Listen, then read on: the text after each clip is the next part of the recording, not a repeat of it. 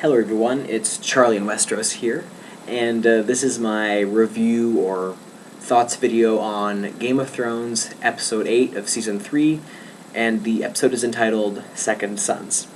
Before I get going on the events in the episode itself, I will say that the title seems to not only make reference to the band of mercenaries that Daenerys encounters, but also to a few characters who are indeed second-born sons, who are present in this episode, namely Stannis, who is, of course, second-born.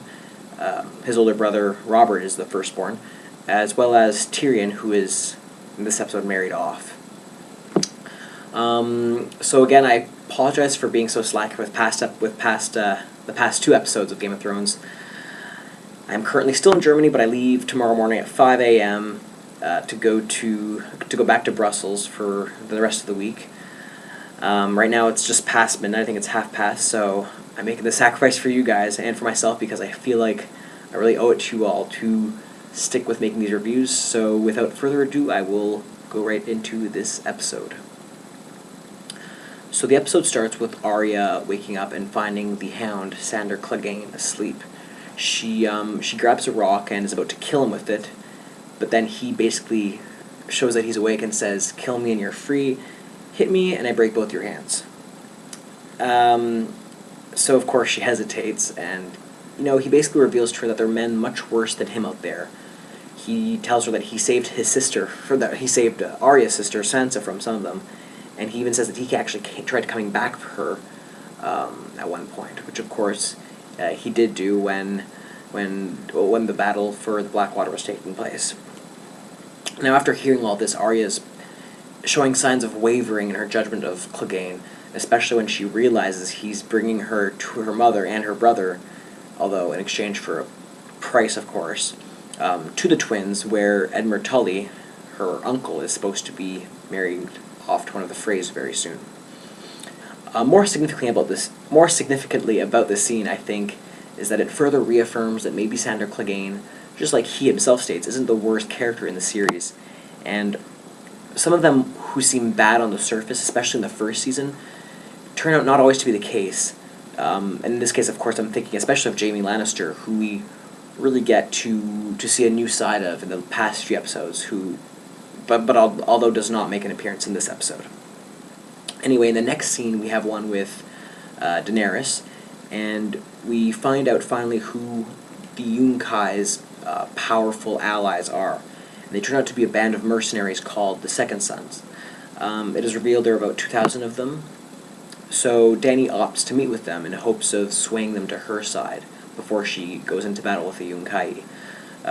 She meets the three leaders, and one of them seems pretty graphic in his interaction with her. He even says, and I quote, "I swear I fucked you once in a pleasure house in Lys," which is another city-state. He's very crude, but in a weird way, Dany seems to enjoy this bizarre flirtiness of one of the mercenary leaders, although it's also probably because she's trying to humor him and not piss him off, because of course she wants his aid against the Yunkai. And she does exchange some passing glances with one of the leaders, the handsome one with long hair named Daario. She basically tells him that, ride with me and you'll never have another contract with anybody else. She's going to give them all the wealth in the world if they help her. She gives them 2 days to decide, and I have a fair bit to say about Daario and the Second Sons, but I think I'm going to save this for my actual analysis of him at the very end of this review, because we see him again later on. So do not be upset if I don't go into too much depth of this right now. Next up, we have a scene with Gendry and Melisandre, who are now arriving at Dragonstone, and I have a lot to say about this, actually. We find out that, of course, Melisandre means to kill Gendry as a sacrifice, and this finally seems to slightly disturb Stannis, especially when she compares Gendry to a lamb being slaughtered. She also says that none of the lambs who she sacrificed have ever seen a blade, which means her sacrifices are typically killed in a different way, as we've I guess, kind of scene from Renly's death, but in this case I think she's referring to fire because, of course, she worships the Lord of Light, and in my mind, what better way to sacrifice to a Lord of Light and Fire than through fire? And we get more of this very shortly in the episode. But moving on from this scene, which is one with Stannis visiting Davos right after he speaks with Melisandre, he basically tells Davos that, Melisandre has brought back Gendry with him, and more or less asks Davos for his opinion on what to do. Davos says that the boy is, Stannis' nephew, and that he has Stannis' blood in his veins, and he has really done him no harm. The conversation kind of devolves into, Stannis questioning why Davos doesn't believe in the Lord of Light. He makes the statement that, quote, "I never believed, but when you see the truth, how can you deny her God is real?" And, this is a true statement from Stannis, and it does make me wonder how Davos can still have doubt about her, I guess, divinity. But then again, he does seem to think of her as some kind of devil woman rather than a godly or holy woman. And we really get the sense as to how Westerosi perceive, this worshipper of the Lord of Light differently from how perhaps they perceptions are of divinity in other parts of the world, especially when Gendry has a scene with Melisandre later on in the episode. But getting away from that, though, I also feel that Stannis himself is partially questioning Melisandre's actions and is perhaps seeing, what Davos has to say about her, or else, he wouldn't really have bothered visiting him and asking his opinion while simultaneously arguing with him. Again, one must remember that just because this Lord of Light is giving Melisandre power, it doesn't necessarily mean that other gods or beliefs don't have influence or strength, as we have more or less seen, from Bran's premonitions and his powers, and, Jaqen H'ghar's transformation skills in the last season. Irrespective of that, by the end of the scene, Stannis reveals he had a vision of a great battle in the snow, which seems to, and knock on wood, seem to imply something big is coming, hopefully a huge battle. I'm really hoping for that. But, of course, that remains to be seen in the upcoming episodes. Moving it along, we then have a scene with the second sons discussing whether or not to kill Daenerys. The two others, who are not, of course, Daario, decide that one of them must do the job. They use a whore to give out a coin determining who will kill Dany, and it seems that Daario is the one charged to kill her. It's a very short scene, but the scene does end with him saying Valar Morghulis, which of course means all men must die, and this naturally foreshadows things to occur by the end of this episode. And of course, again, like I've said earlier, I will go into detailing my thoughts about Daario later on in this review. Next up, we have a few scenes dealing with the wedding for Tyrion and Shae. It starts with an interaction between Tyrion and Sansa, where Tyrion basically shows Sansa sympathy. The scene then moves to an interaction between Margaery and Cersei. Margaery expresses some insincere joy at eventually being sisters with Cersei, At that point, Cersei then tells Margaery the story of the reigns of Castamere, which is basically a song detailing how Tywin Lannister destroyed a rival noble house by the name of Castamere, and in a very merciless fashion. This interaction is very significant because it is both a threat to Margaery from Cersei not to mess with House Lannister, but more importantly it shows us what the Lannisters, especially Tywin Lannister, is capable of. And in this case it is the destruction of an entire noble house, including women and children. And more importantly, I think it hints to us, the viewer, what we shouldn't have and what we should never be surprised with in how cruel Tywin Lannister is capable of being, especially when it comes to his enemies. But even with his own children, when it comes to, for example, the whole issue with Tyrion and his first wedding, with the prostitute when he was a kid. Moving it along, the wedding gets underway with Sansa being married to Tyrion. Aside from a short mock from Joffrey against his uncle by taking away the stool that his uncle needed to drape Sansa with a cloak. I gotta say, I wasn't very impressed by the wedding scene overall. And I say this mainly because it seemed like such a small affair with a tiny crowd. Nobody was dressed too fancily, and maybe this was intentional because, the wedding of Tyrion is, minor compared to Joffrey's. However, I will say they could have gotten a bit more creative with the wedding vows, which sounded way too much like a typical Western or Christian wedding in our world. But yes, again, maybe this was intentional, but I suppose I could just say I was hoping for a bit more here. After those scenes, we then get an odd interaction between Melisandre and Gendry, followed by a bizarre sex-type ritual where Melisandre ties Gendry up and uses leeches to draw Gendry's blood from awkward places on his body. And they're meant as some kind of bizarre sacrificial ritual. We do learn that she does not sacrifice Gendry in the scene because this whole ritual is only meant to show Davos her true power. Though, of course, I feel somehow that Stannis also had inner doubts about killing Gendry, since I feel Davos did partially convince him not to. Anyway, during this ritual where Melisandre has Stannis burn the leeches which had been put on Gendry's body to suck his blood, Stannis says the names of Joffrey, Balon Greyjoy, and Robb Stark. Now, we know Melisandre's powers are pretty incredible. We know that she's capable of some, pretty crazy stuff, so if burning these leeches are meant, as a demonstration of her power, we can only assume that something bad, or at least threatening, must be on its way for Robb, Joffrey, and, of course, Balon Greyjoy, who is Theon's father. All of these figures are to some extent rival monarchs in Westeros, so we kind of understand why they are chosen as targets to Melisandre's magic, but I am slightly surprised by this, considering Robb and Balon Greyjoy aren't the most immediate threats at the moment, and they could perhaps even be suitable allies to a degree. Moving along, we then have the actual wedding reception scene for Tyrion and Sansa. The whole affair just seems miserable. We get a funny little moment from Lady Olenna, who points out just how messed up the marriage arrangements are. Like the fact that we have a mother-son pair, Joffrey and Cersei, marrying a brother-sister pair in the Tyrells.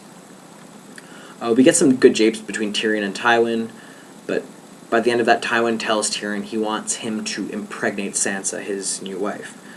By the end of the wedding, Joffrey commands everyone to begin the bedding ceremony for Tyrion and Sansa.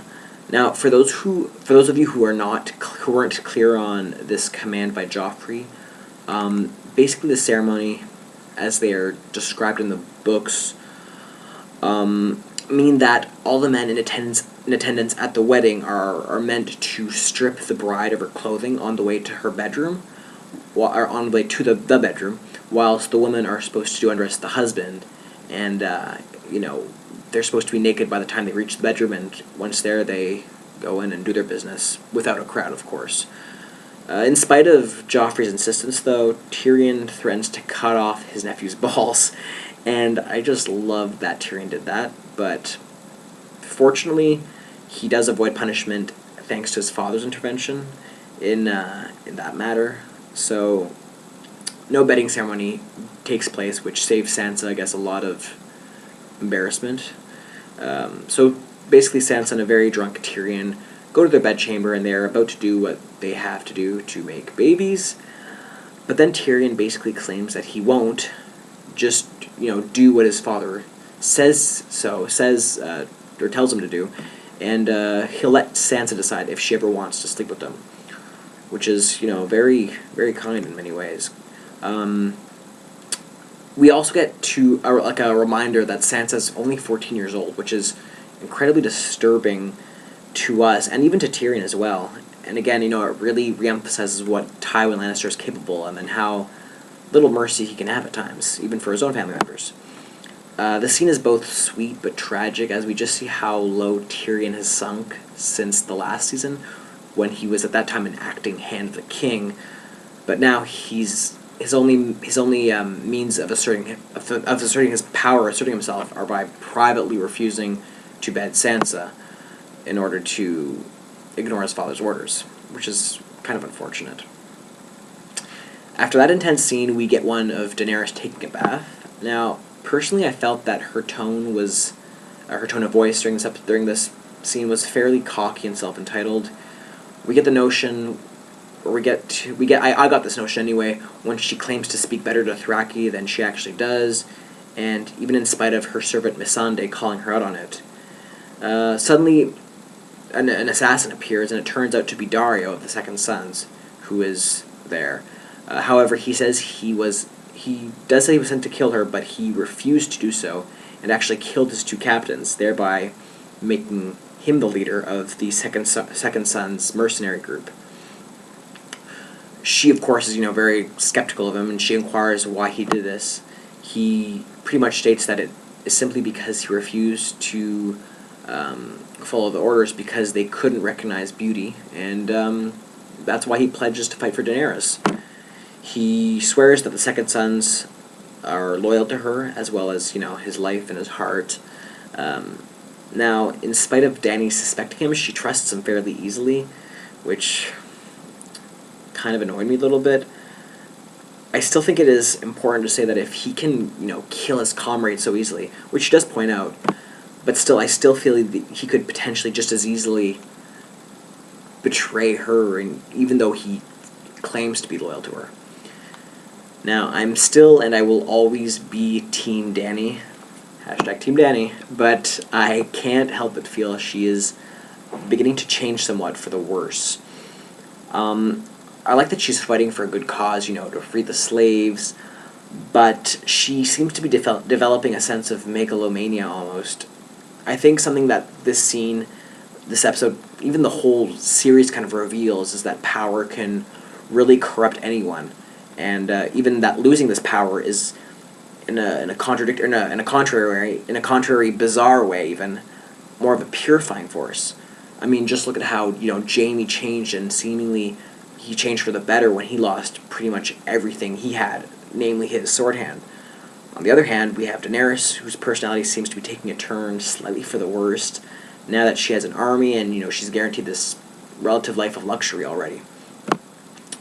Moving on from there, though, we then have another scene with the morning after the wedding with Tyrion, Shae, and Sansa. Shae enters Tyrion and Sansa's bedroom, kind of pissy, and starts to change the sheets. Sorry, I can't talk right now. But she notices there's no blood on the sheets, which shows her and us that Tyrion and Sansa did, in fact, not have sex, just like he said. There's not much else to say here, but I do hope that Shae starts to quit being so pissy, because if anything, this should be more of an indication of how Tyrion doesn't wish to offend her, whether or not, this case was overtly meant to do that. Now for the final scene of the episode. So Sam and Gilly are walking by a weirwood tree with, the trees with a face, and this tree has a raven on it. And it's near a shack where they go and find shelter. Now, what I found especially striking about this tree, though, is that the face on it was rather more frightening or eerie than they usually have appeared to be in the past episodes of the series. This tree almost seems to be looking at them, or at least I think this is the comment that Gilly made about how she felt it was blinking at her, or winking at her. And then there was a whole debate of how those two things are different. Anyway, after the pair, aka Sam and Gilly, talk about naming baby boys and abusive fathers, a huge number of ravens gather outside the hut on the weirwood tree. But this isn't the weirdest part, because we see something is coming towards them outside, and it turns out to be a White Walker. And actually, maybe it's a different one, but it looked oddly identical to the one we saw at the end of the last season, when the whole army was coming in of White Walkers and undead were walking close to Sam, who was kind of quivering by the rock. This White Walker specifically seems to be coming for Gilly's son, so for the first time, I think ever actually, Sam shows some bravery by trying to face this White Walker. It quickly destroys Sam's sword and pushes him away without any trouble. But then Sam draws another blade, which is the blade that he found in the Fist of the First Men, which is, of course, dragonglass. And he successfully kills the White Walker by just stabbing him in the back. Right after that, Gilly and Sam run away from the location with all the ravens following after them. And I think it's sufficient to say that we can now understand why the weapon was called dragonglass. That is, we all know dragons breathe fire, for example, and the White Walkers are like ice-like creatures, so perhaps we can understand that there's an almost fire-like quality to the dragonglass.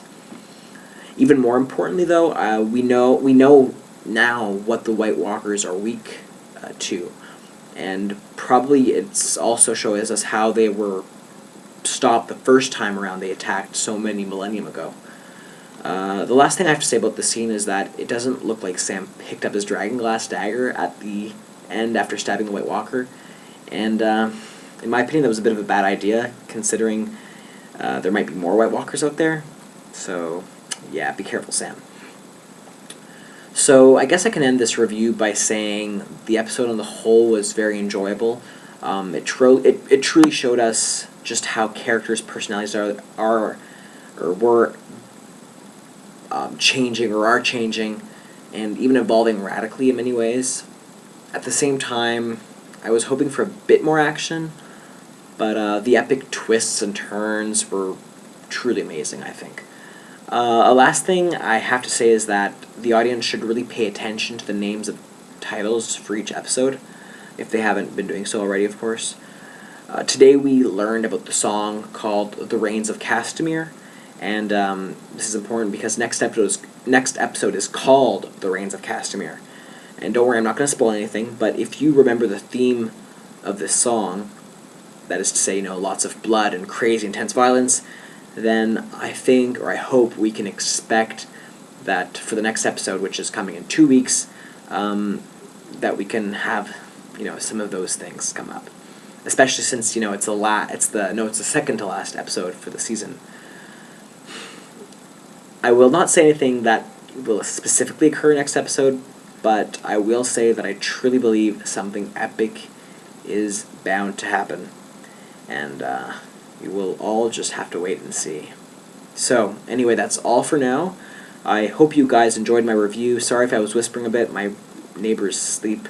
It's really late right now, and we have to get up really early tomorrow morning, so yeah, I hope you guys still enjoyed my review, and please do not hesitate to like and subscribe this video. Like this video and subscribe to my channel if you feel like it. And yeah, leave me your thoughts and comments if you wish, and I tend to respond. So that's all for now. Bye, and I will see you all in a few weeks.